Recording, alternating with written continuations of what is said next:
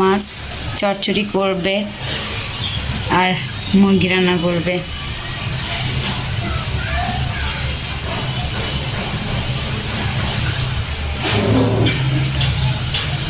তো রান্নার সময় ভিডিওগুলো দেখাবো কিভাবে কিভাবে রান্না করে। আপুরা ভাইয়ারা প্লিজ আমাদের একটা করে সাবস্ক্রাইবার করেন আর লাইক দেন প্লিজ ভাইয়া। আপনারা সাপোর্ট না করলে তো আমরা আগে বাড়বো না। প্লিজ ভাইয়া আপনারা একটু সাপোর্ট করেন আমাদের। ওয়ালাইকুম গাইস, আজকের ব্লগে দেখাবো আমাদের পাট শাক ডাল দিয়ে রান্না করবে, পাট শাক ভাজি করবে, রানবে খেসারির ডাল দিয়ে, খেতে অনেক মজা। তো কিভাবে রান্না করবে সেটাও দেখাবে, পাট শাক ভাজিও করবে। তো সেটা দেখবেন পরে রান্নার সময়। এই যে আজকে ভেন্ডি ভাজিও করব, মনে মনে ভাবছিলাম যে চার পতি করবো, এখন দেখি ভাবি যে একটা ভাজি আর একটা দরকার আছে, তার জন্য ভেন্ডি ভাজিটা করতেছি আজকে। গুঁড়া মাছের জন্য আমি যে পেঁয়াজ আর আলু কেটে নিয়েছি, এর ভিতরে আমি যে হলুদের গুঁড়া দিয়ে দিলাম, পরিমাণ মতো মরিচ দিয়ে দিলাম, তারপরে আদা বাটা দিব,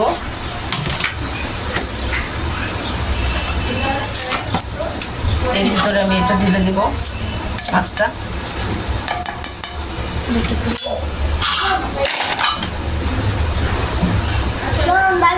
তেল দিয়ে দিলাম,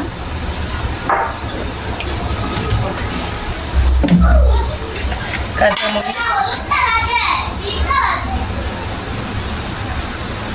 লবণ পরিমাণ মতো, তারপর আমি মেখে নিব।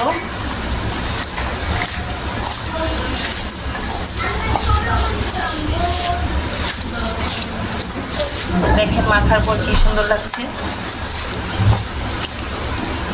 এরপরে আমি চুলায় বসিয়ে দিব। গুঁড়া মাছটা হয়ে গেছে, সিদ্ধ হয়ে গেছে গুঁড়া মাছ। এখন এর ভিতরে আমি ধনেপাতা ঢেলে দিব, তারপরে একটু ভাজা ভাজা করে নেব, একদম শুকিয়ে ফেলবো পানিটা। এখন সুন্দর লাগছে না? খেতেও টেস্ট লাগে।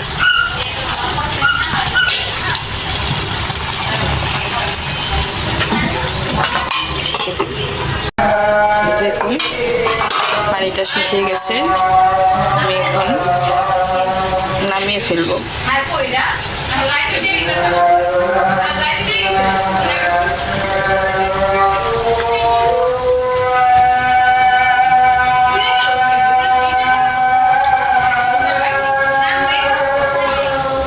দেখুন গুঁড়ো মাছটা আমি পুরো পোড়া পোড়া করে ফেলবো। চচ্চড়ি করা হয়ে গেছে, এখন নামিয়ে ফেলবো। দেখতে কি সুন্দর লাগতেছে তরকারিটা। এই যে আমাদের শাক দিয়ে যে ডালটা রান্না করবো, সেই ডালটা চুলায় দিয়ে দিলাম। এখন পরিমাণ মতো লবণ দিয়ে দিলাম। ডালটা কি করছেন সেটা বলেন। ডালটা ব্লেন্ডার করছি সিদ্ধ কইরা। এখন ডালের ভিতরে দিব শুকনা মরিচ গুঁড়া, হলুদের গুঁড়া,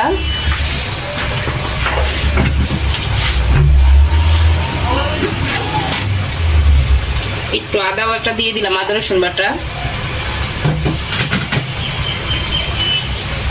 অল্প করে একটু পেঁয়াজ দিয়ে দিলাম কাটা। এখন এটা মিক্স করে ডালটা বলক আসার জন্য ওয়েট করব, তারপরে পাট শাক দিব এটার মধ্যে। তো আমরা এখন আমাদের ঢেঁড়স ভাজিটা করে নেব। পেঁয়াজ দিয়ে দিলাম,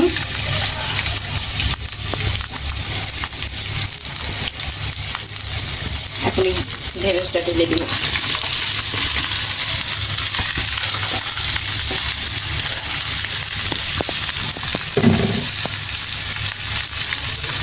পরিমাণ মতো লবণ দিয়ে দিলাম,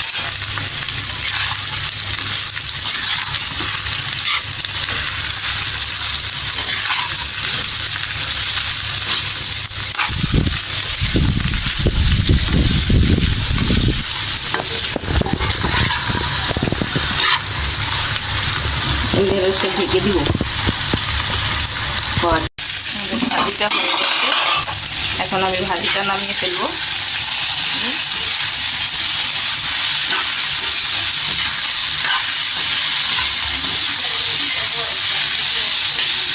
ভাজিটা নামিয়ে ফেলবো। ভাজি হয়ে গেছে।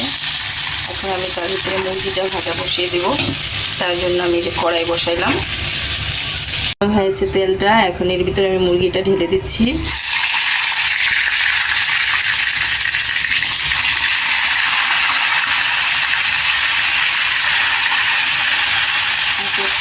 মুরগিটা ঢেলে দিলাম। এখন আমি এই যে ডালটা বসাইছি, যে ডালের ভিতরে আমি 5 শাক দিয়ে দিব। ডাল 5 শাক। এখন এই যে সাথে একটা বোম্বাই মরিচও দিলাম। দেখুন এটাকে এখানে হয়ে যাবে, হয়ে গেছে 5 শাকের সাথে। এখন আমি এটাকে নামিয়ে ফেলবো।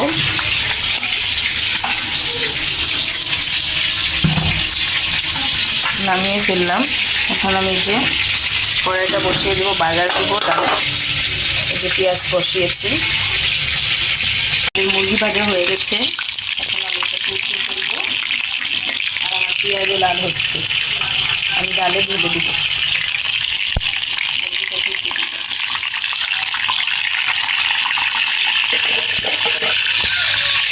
আমি ডালের ভিতরে ঢেলে দিচ্ছি। বাগার হয়ে বসিয়ে দিলাম। এখন এই যে তেলের ভিতরে ছেড়ে দিচ্ছি।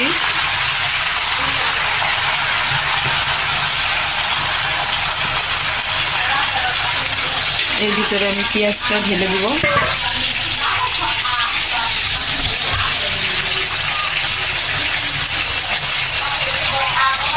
পেঁয়াজটা ঢেলে দিলাম।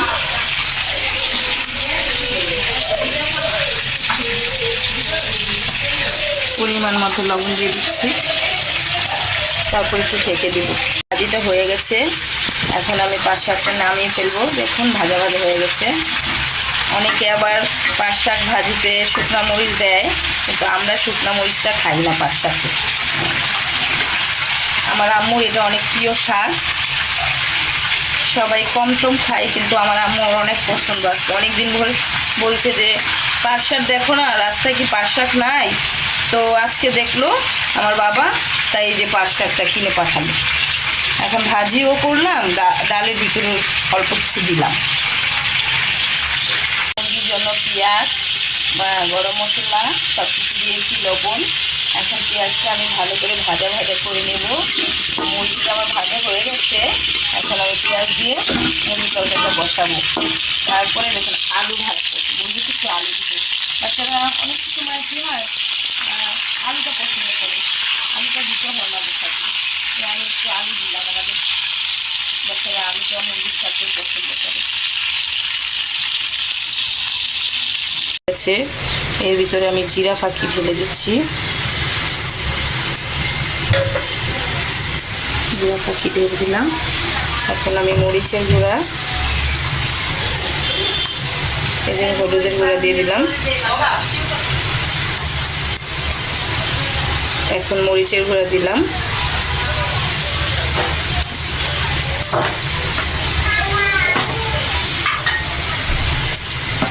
তার ভিতরে আমি একটু আদা রসুন বাটা দিয়ে দেবো।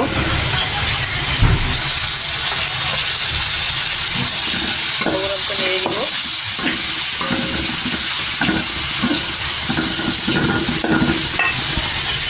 ভাজা ভাজা করে নিব। আমি একটু টমেটো ঢেলে দিলাম। টমেটোটা গলে গেলে আমি মাংসটা ঢেলে দিব। মশলাটা কষানো হয়ে গেছে। এখন আমি এর ভিতরে মুরগি ঢেলে দিব।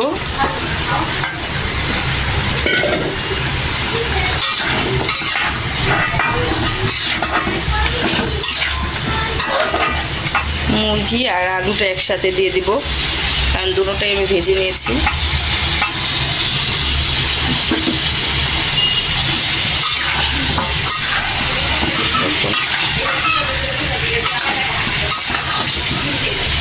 আমি ঢেকে দেবো।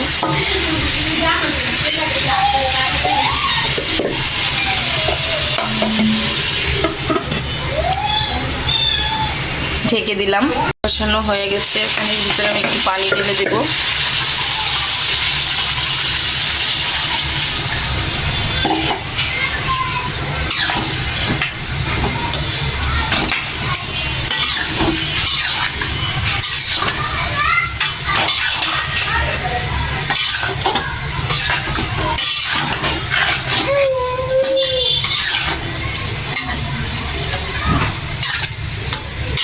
এখন এটা ঢেকে দিব।